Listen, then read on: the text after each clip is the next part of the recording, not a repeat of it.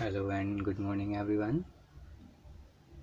Today we start first chapter of your political science class 9th. The name of chapter is what is democracy and why democracy.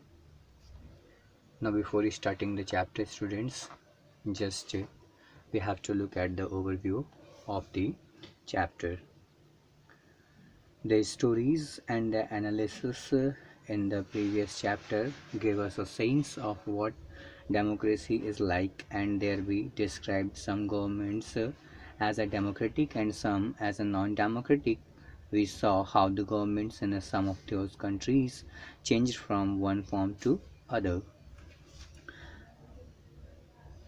बोल रहे students कि आपने देखा होगा previous chapter में और जो भी स्टोरीज़ को आपने पढ़ा होगा, जो चैप्टर 1 आपका था पहले सिलेबस में, बट वो डिडक्ट हो चुका है। उसमें आप चाहें तो अपनी फैसिलिटी के लिए उनको रीड कर सकते हैं, और उसमें कुछ कंडीशंस दिखाए हुए हैं कंट्रीज़ के बारे में, केस स्टडीज़ हैं कंट्रीज़ के, उसमें दिखाया हुआ है अलग अलग तरीके की कंट्रीज़ हैं, उनमें अलग अलग तरीके की प्रॉब्लम फेस की जाती है। जो पहले कुछ मोनार्की थे, कुछ मिलिट्री डिक्टेटर्स थे, कुछ डिक्टेटरशिप्स था, वो बाद में चेंज होता है अदर फॉर्म ऑफ गवर्नमेंट में, उन्हीं के बारे में बताया हुआ है।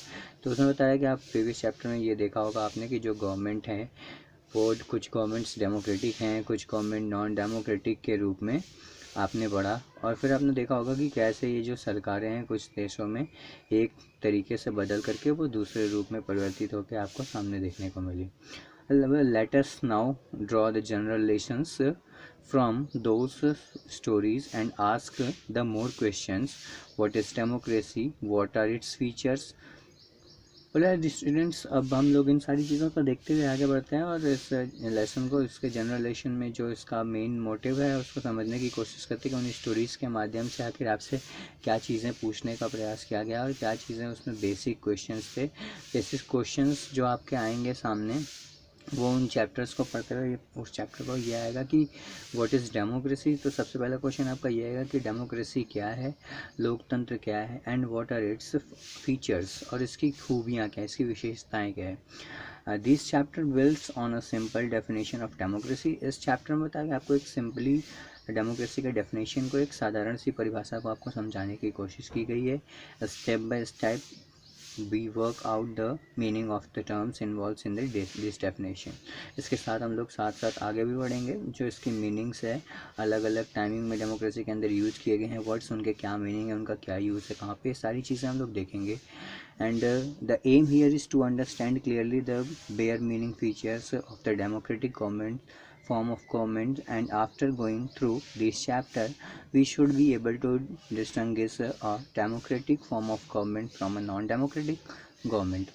तो इस तरीके से बता रहे हैं कि आगे बढ़ते हुए हम लोग ये देखेंगे अंडरस्टैंड, और इसमें क्लियरली ये अंडरस्टैंड हो जाएगा इस चैप्टर के लास्ट तक जाते जाते कि basically democratic form of government होता है क्या है, उसके फीचर्स क्या होते हैं, उसमें क्या सारी चीज़ें एग्जिस्ट होती हैं। और इस तरीके से चैप्टर में के लास्ट तक हम ये भी डिस्टिंग्विश करना समझ जाएंगे, स्पष्ट करना समझ सकते हैं कि कौन से गवर्नमेंट डेमोक्रेटिक है, कौन से गवर्नमेंट नॉन डेमोक्रेटिक है, उस दोनों के बीच में क्या डिफरेंसेस आता है और किस तरीके से हम दोनों के बारे में समझ सकते हैं। Towards the end of this chapter, we step beyond the minimal objectives and introduced a broader idea of the democracy। और जैसे जैसे हम चैप्टर के लास्ट की तरफ बढ़ेंगे वैसे वैसे हम इसमें ये समझ जाएंगे कि आखिर डेमोक्रेसी के अंदर जो इसका मिनिमल ऑब्जेक्टिव है वो क्या होता है, यानी कि मिनिमम मोटिव क्या होता है डेमोक्रेसी में, और उनके ब्रॉडर मीनिंग्स क्या हैं, किस तरीके से वो डेमोक्रेटिक आइडियाज़ जो है कैसे वो इंट्रोड्यूस कराया गया, किस तरीके से हमारे सामने आया, और कैसे वो धीरे धीरे आज एक लार्ज सेक्शन में यानी कि ऑलमोस्ट वर्ल्ड में आज डेमोक्रेसी एक most popular form of government कैसे हुआ।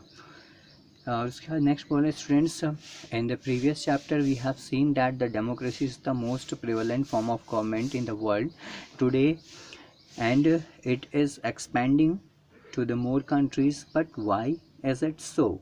What makes it better than other form of government? That is the second big questions that we take up in this chapter। बोल रहे प्रीवियस चैप्टर में आपने students से इस तरीके के democratic government, non democratic government, इस तरह की बहुत सारे केस स्टडीज़ को पढ़ा होगा। उस केस स्टडीज़ को पढ़ने से के बाद आपने ये देखा होगा कि उसमें क्या चीज़ें ऐसी हैं जो कि हम डेमोक्रेसी किसी भी कंट्रीज़ को कहते हैं। अब तो इस तरीके से यही हम इसमें देखेंगे स्टूडेंट्स की क्या चीज़ें ऐसी हैं जो कि आज डेमोक्रेसी को एक प्रिवेलेंट फॉर्म ऑफ गवर्नमेंट, यानी कि एक बहुत ही सुविख्यात हम कह सकते हैं, या प्रख्यात या प्रचलित या सर्वप्रचलित, बहुत सारे शब्द इसके लिए आप उपयोग कर सकते हैं, जो कि यानी कि कहने का मतलब मोस्ट फेमस या most popular form of government के रूप में आखिर क्यों आज वर्ल्ड में इसे एक्सेप्ट किया जाता है, आखिर क्या इसके कारण थे और इसको ज़्यादा से ज़्यादा देशों में फैलने का इसका क्या कारण रहा, but why is it so, और क्यों, लेकिन क्यों ऐसा हुआ और क्या किस तरीके से हुआ, ये सारी चीज़ें हम देखेंगे। और क्या ऐसी चीज़ें हैं जो इसको बेटर फॉर्म ऑफ गवर्नमेंट के रूप में बनाती हैं बाकी के दूसरे फॉर्म ऑफ गवर्नमेंट के रूप से। दूसरे फॉर्म ऑफ गवर्नमेंट का मतलब आपने पढ़ा होगा प्रीवियस में, डिफरेंट फॉर्म ऑफ गवर्नमेंट्स होते हैं, जिसमें कि आपने देखा होगा कि कुछ गवर्नमेंट जो है कि मोनार्की होती है, कहीं पे डिक्टेटरशिप होता है, कहीं पे मिलिट्री डिक्टेटर होता है, और ये फिर most popular form of government democratic होता है। तो इस तरीके की चीज़ें हैं स्टूडेंट्स। और उसके बाद यही सारी चीज़ें बोल रहे हैं कि that is the big question that we take up in this chapter, और यही सारे बड़े प्रश्नों के उत्तर हम लोग इन चैप्टर को पढ़ करके और इसमें समझने की कोशिश करेंगे। और चैप्टर का जो आपका फर्स्ट पॉइंट होगा वो होगा what is democracy 2.1। Students, before starting chapter एक बार फिर से फोकस कर लेते हैं चैप्टर के हेडिंग पे, इसका क्या मतलब है। चैप्टर का name what is democracy and Y democracy students, यानी कि डेमोक्रेसी क्या है, यानी कि हम किस तरीके डेमोक्रेसी किसे कहते हैं ये समझना पड़ेगा। तो स्टूडेंट्स फर्स्ट ये हो जाएगा कि democracy is a form of government in which the people directly elect their representatives, or we can also say that it is the most popular form of government in which the people are having right or powers to select or elect their representative by their own will. Or in Abraham Lincoln's word, we can also say that the form of government for the people, by the people and to the people. And why democracy? And second question is that democracy क्यों, यानी कि लोकतंत्र की क्यों आवश्यकता है।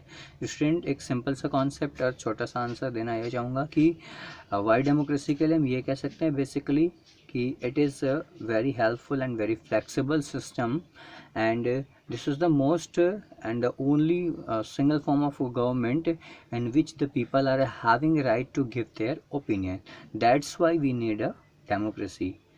Thank you students for the discussion or the explanations of the next point, what is democracy. We will meet in the next video. Thank you. Have a nice day.